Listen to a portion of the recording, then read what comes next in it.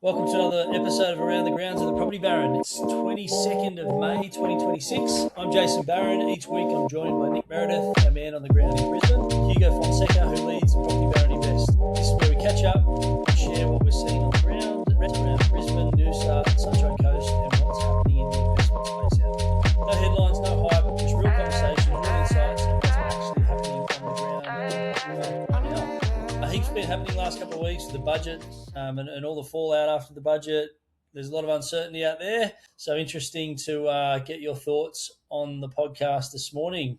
Welcome, Hugo and Nick. Hey, guys. So what are we seeing out there at the moment? Well, I think we're seeing what everyone's talking about. There's some nervousness for sure. The investment market, there's probably added nervousness. People are just trying to establish where they actually stand, I think. A couple of the banks have reacted really quickly to the negative gearing. So that's all been under advisement, I guess, with a lot of those clients. But in the owner-occupier space, some good opportunities out there at the moment. I think if you're an owner-occupier and you're looking to buy, this is probably the best opportunity we've seen certainly in the last 12 months, particularly if these investors are perhaps not in the market as much at the moment. Some people have already purchased and now they're looking to sell. They've got to be a little bit more realistic. So I think there's some great opportunities out there right now. Yeah, for sure. We've looked at, I guess, as time rolls on from the budget, we're learning more and more as it goes. One big talking point this week was how much borrowing capacity for people has been dropping. You know, even some of the banks evaluating the pre-approval before they've bought, and while the existing pre-approval is still in place. So that was interesting. Yeah, they haven't taken long, have they? It's not even law yet, and it might not be a while before it's law, but they've jumped in already and put their restrictions on. And as we've seen in some cases, it's a pretty significant drop in someone's borrowing capacity. So I think, and we had a bit of a chat about it, that area of the market that we work in, the investment space, I think there is going to be a little bit of uncertainty for a while. And while everyone works through that with the banks, then maybe it will pause a little bit. But all that does for me working in the owner-occupier space is create opportunities. So, strike now while the iron's hot, in my opinion. Where do you think the opportunities will be through Brisbane over the next little while? From what I'm seeing in the last couple of weeks, but particularly this week, I've noticed it's really across the board, Jason. There's some in that lower end. It's probably still competitive, 1 million and below. If you can find around there, units are still really competitive. The first home buyers are still out there. There's no shortage there, but just above that, and then when you go up to the 2, 3, 4 million, it looks like there's starting to be some really good opportunities there. Properties that have been on the market for a month, maybe a little bit longer, they're starting to see some significant opportunities come there with price reductions. People realise they've been on the market for a while. They've been through the period. We had that really hot period and they thought, I need to get my property on the market now and I'll make a killing, I'll cash in. Well, some of them have missed the boat and things have come back a bit intensity-wise and now they're committed to sell and now they've got to meet the market. So it's I think in that space it's creating some really good opportunities. Even around the 1.2 to 1.5 million mark, there's some good properties out there at the moment. Yeah, on the Sunshine Coast, we're seeing something a bit similar. We're seeing a lot of hesitation from people, whether it's owner-occupiers or investors. The market around that 1.5 million has been so competitive through the Sunshine Coast, not necessarily Noosa, but the Sunshine Coast for so long now that, even if the investors drop out of that part of the market, all the owner-occupiers are likely to continue to compete with each other. It's probably going to be pretty strong still around that, $1.5 million. I think some of the higher price prestige buyers in the Sunshine Coast market, they're probably going to expect to be getting a bit of a discount just because of the hesitation from people in the market and the talk in the media. So their expectations of what they can pay for things is probably going to drop a little bit. So they're probably going to want to pay a little bit less. Whether vendors are willing to accept a little bit less just yet might not be the case. They might need to sort of go through this period for a bit longer before they want to accept a bit less. And Noosa hasn't really sort of kicked into gear either just yet. It'll be interesting to see how that rolls out over the next couple of weeks, couple of months. I wouldn't be surprised if some investors look to offload some stock through Noosa, but that's probably going to be, maybe units, probably not the high end of things. We'll probably have the owner-occupiers to snap that up off the investors if they do look to offload some stock. So we'll see how that goes in the next little while. What's happening in the yep. No, you guys go. I was just going to say in South East Queensland, it's still an area where we've got population growth. There's still people moving in here and there's still a shortage of stock. So those fundamentals that have been there for the last few years, they haven't changed.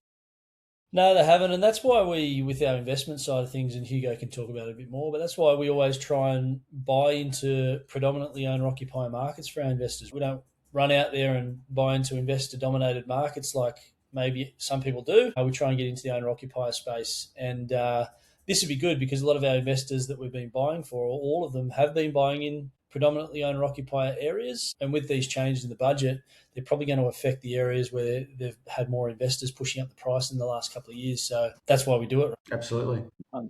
Yeah, I think you mentioned earlier the actual elephant in the room. There's a lot of people that are focused on the tax changes. The biggest impact is the borrowing capacity. It's not the tax changes themselves or the tax impacts. It's the reduction in that borrowing capacity for investors, which is just going to do what has been happening of late with interest rate rises as well. It's going to continue to push them further into that entry level market. Yeah, well, we've looked at those borrowing capacity changes, and a lot of the big mortgage brokers and banks are coming out and making statements about investors' borrowing capacity with the changes dropping by like a 20%, right? And it puts someone who had $1 million into 800,000, someone who had 800,000 into 600,000, which you almost can't even buy a house for that through South East Queensland anymore.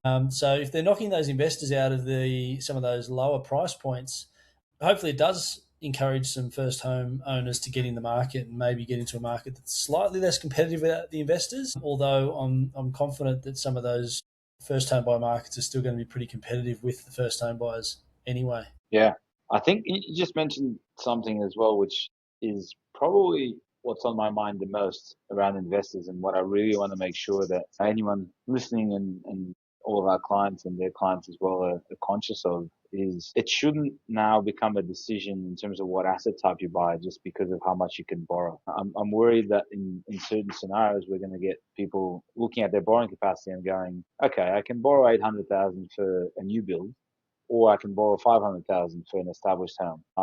There's not much I'm going to be able to buy for 500,000 unless I start compromising on a lot of the fundamentals. So I'm just going to buy a new build because that's all I can borrow for. And we're seeing it already in more regional towns, areas that you mentioned earlier, Jason, we've stayed away from because we stick to the stronger areas with long-term fundamentals. But some of those areas that have been very much investor-led, we're now getting emails and communications from them indicating that they're very actively trying to find a buyer, and it seems like they're struggling to find one at the moment at those price points because they're all investors, and investors have now sort of pressed pause on their investment journey. They may not have that demand anymore in those towns, and the locals can't afford those prices anymore. So the price floor is a lot lower than where it's sitting at the moment for those towns. And if some of these investors start wanting to offload their properties, who's going to buy them? It'll be interesting to watch those markets because, when it comes to the dollar value of some of those markets, those, I guess, secondary population centres, the locals might be able to afford, 400,000-500,000 with their serviceability and their jobs and everything else, and the investors have been paying $800,000-900,000 for houses in those markets. So you're right. If they go out there and they want to sell their property as an investment property, they're probably not going to have the investors lining up to buy in those towns anymore, and they're not going to be able to sell back to those owner-occupiers because they can't afford it. Yeah. And watch this space. The amount of contact that I had this week, email and messages from house and land developers, flogging house and land packages, saying, hey, this is what your investors need to be buying. Look what I've got here on 350 square metres in such and such. This is a great opportunity because they can still negative gear it. Well, yeah, there's going to be some people dive into these, but fundamentally it's not what they should be doing. No, for a lot of people, definitely not. Long-term history tells you that the new build asset doesn't perform generally anywhere near as well as an existing house asset that you're holding. So yeah, they'll try and push people into it, and on face value after the budget, it might sound like a great idea to run out there and buy something new, but property's not about buying something because of the tax benefits you get, right? We looked at a report this morning from one of the property experts that was saying that the median price of a house and land package in South East Queensland is up over 1.1 million. If that is the case, first home buyers are not going to be in that market because they're going to be sub $1 million. With investors' potential borrowing capacity dropping, there's probably not going to be as many or anywhere near as many investors looking to spend that money that there may have been before. Yeah. And anyone rushing into one of these new builds, if all of that ends up coming to fruition, as you were saying, Jason, there starts to be a bit of a ceiling in terms of those prices, then you end up with that new car driven out of the dealership that's no longer a new car, and that all of a sudden has limitations in terms of how much it can grow. Right, so got to be really careful. Yeah, after the fallout from the budget, I guess with what we do, I guess we mostly work in the middle to the high end of things in the markets through South East Queensland predominantly. It's predominantly owner occupiers that we work with in the main part of our business, and that side of things, I think there's going to be a hell of a lot of opportunities. If the investors do drop out a little bit, I think, people still need to buy homes. They still need to live somewhere. They need to upgrade, downsize. From the home buyers at the moment, we're still getting inquiries, and hopefully we've got some decent opportunities out there. With anything like this that happens in the market, it does create uncertainty in the market. So people will be sitting on their hands. If we can, if we've got the confidence with our clients to get out there and get them into something, give them the support, the guidance and confidence to do it, there's going to be some really good options for our clients out there at the moment. We're already seeing it. Yeah, that's exactly the same message that I would give to investors as well. We've been saying it for months now, throughout all the different uncertain times, right? The situation in Iran, the increase in interest rates, everything that's been happening, including now the budget announcements, it's caused uncertainty.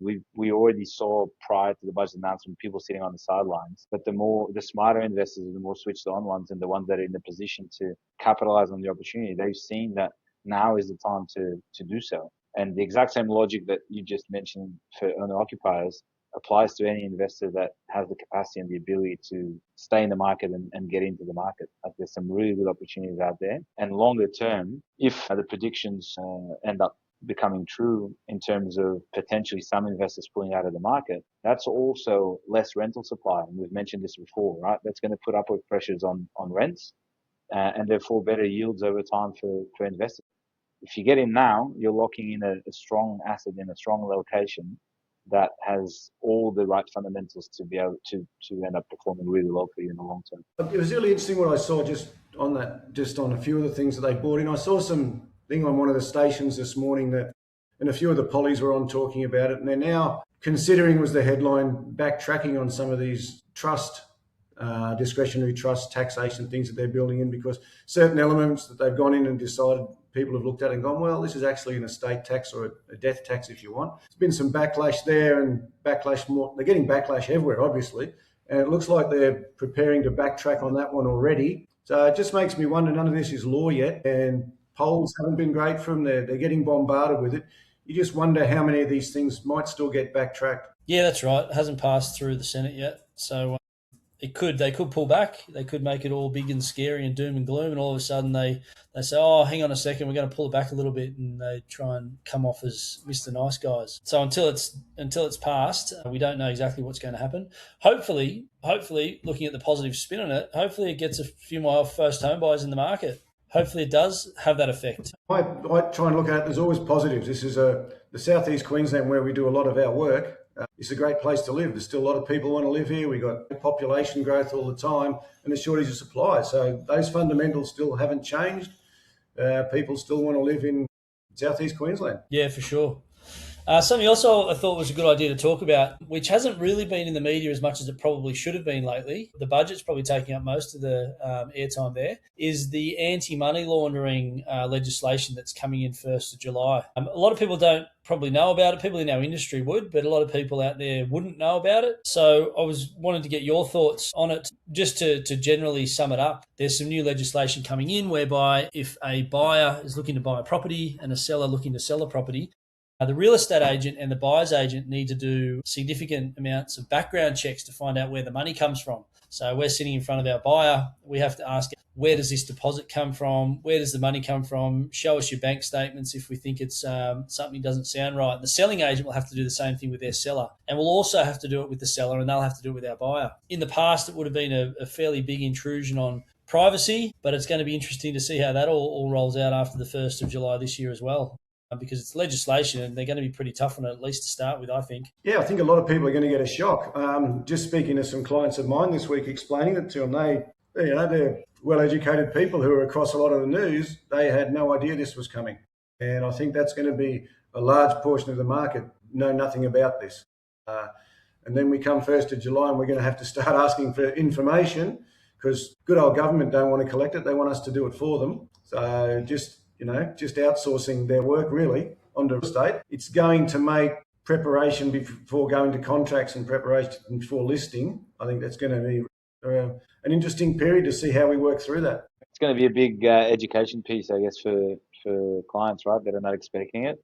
I worked in the banking industry in another life, and in that industry, obviously, clients sort of expect it and expect us to look a little bit deeper into where the funds are coming. There's a lot of legislation around the amounts that you're transferring or withdrawing and all that sort of stuff. But when you're purchasing a property, I think some people are going to feel or think, not knowing that it's just new legislation and we have to abide by it, people will think that it's a bit of an invasion of privacy. None of your business where my money's come from. Why are you asking me this? Yeah, we're going to also have to ask them who the beneficiaries of a trust are if they're buying in a trust entity, and a whole bunch of different things. So we've got some good things that we're implementing into our business to make it as easy as possible. But it's definitely something that's coming into legislation, something we're going to have to be responsible for. People need to just be aware of it. The only thing that's guaranteed is change. So you've always got to be prepared for change. It's going to happen. You just roll with it and get on with it. There's no point curling up in a ball in the corner and saying, oh no, the world's ending, because the smart people out there, like Hugo said before, when there's a little bit of uncertainty, they see opportunity. I've seen it, trying to buy for our clients. It's created more opportunities than we had 3-4 months ago when it was super difficult. So to me, it's all pretty positive. Yeah, there's definitely going to be a lot of opportunities come out wherever we're buying in. We've just got to make sure we're onto them. Yeah, for sure. Yeah. On another note, base as well, unrelated, but it was really great to spend some time with the whole team together and see the team grow and bring on new team members. I think that's really exciting.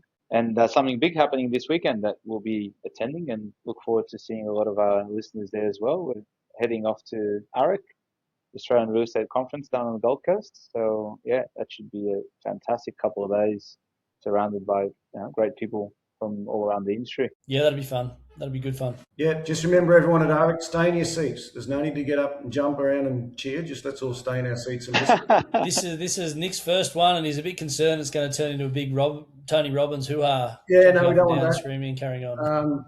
Let's just all listen to the people presenting. There's some great presenters there and get as much out of it as we can. But no, really looking forward to it. Should be good. If anyone sees Nick Meredith around AREC, just make sure you get him to stand up and jump up and down, shout really loudly and do all the rah-rah stuff, because he loves that. Love it. Just cannot wait for it. On that note, that's about it from us. Thanks for listening, everyone. Don't forget to follow the podcast Around the Grounds on Spotify. See you next time. Thanks, guys. Have a good week. Bye, everyone.